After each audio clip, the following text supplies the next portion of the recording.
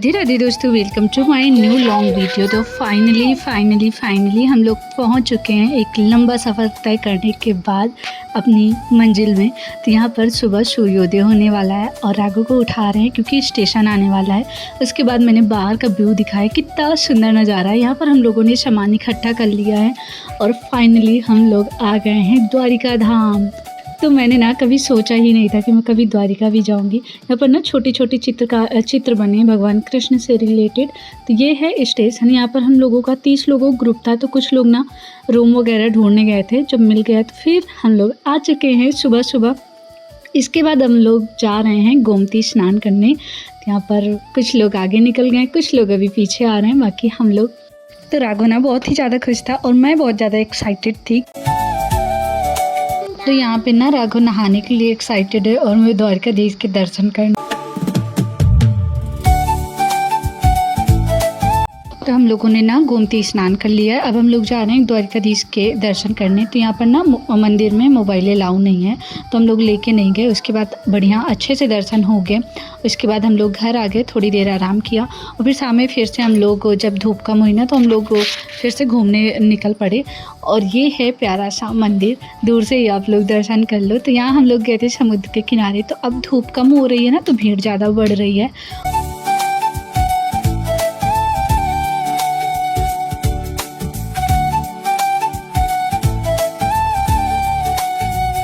तो जहाँ पर हम लोगों ने मोबाइल और अपने स्लीपर वगैरह उतारे थे और प्रसाद लिया था, उसके बगल में एक दुकान थी। तो वहाँ पे ना छोटे से नहीं बड़े से मदन गोपाल रखे हुए थे।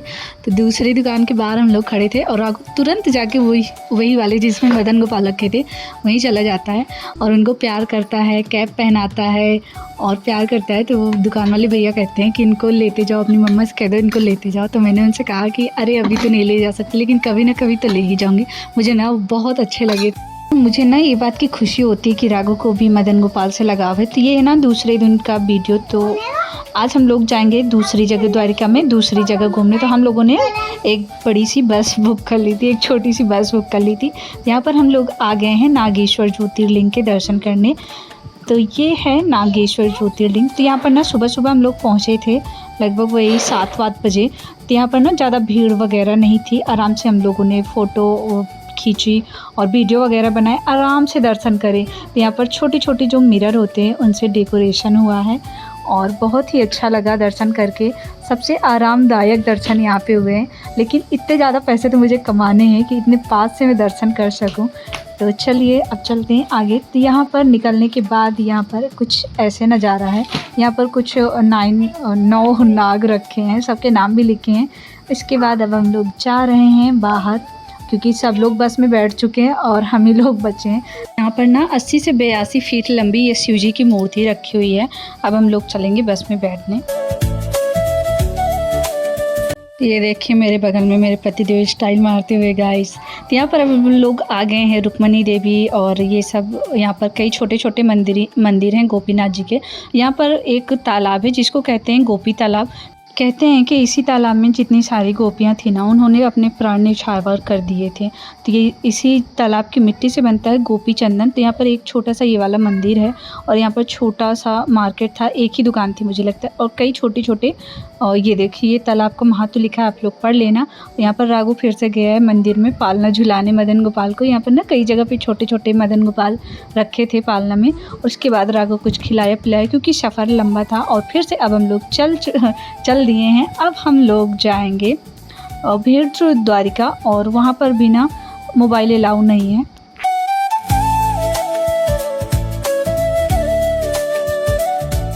तो इसका नाम है सुदर्शन सेतु। यहाँ पर भी कई लोग आकर वीडियो वगैरह बनाते हैं, फ़ोटो खिंचवाते हैं।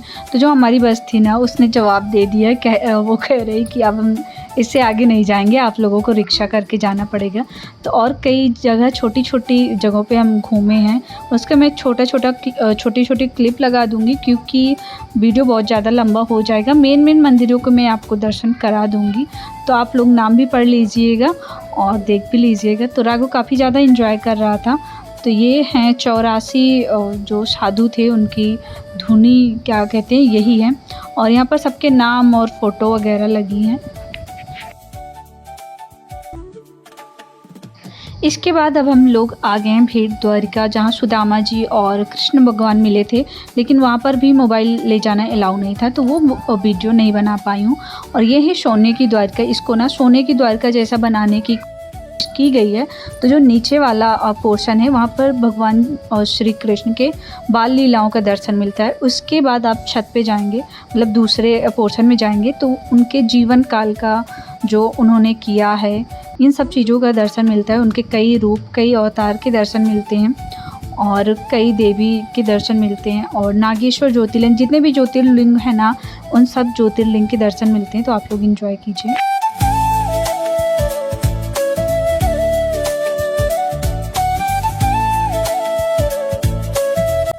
तो अब हम लोग भाई 1 या 2 बजे थे, शिवराजपुर बीच आ गए हैं। तो ये है ब्यूटीफुल सा नज़ारा।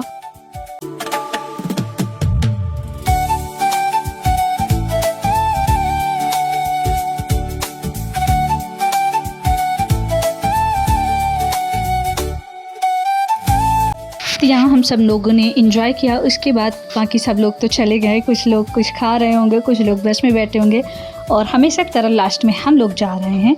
उसके बाद यहाँ पर अब हम लोग जाएंगे माता रुक्मणी जी के मंदिर। तो स्टोरी ये है कि एक बार ऋषि दुर्वासा ने श्री कृष्ण भगवान को और रुक्मणी जी को अपना रथ खींचने के लिए आमंत्रित किया, और रास्ते में उनको प्यास लग जाती है रुक्मणी माता को। यहाँ पर यही स्टोरी पंडित जी भी सुना रहे थे।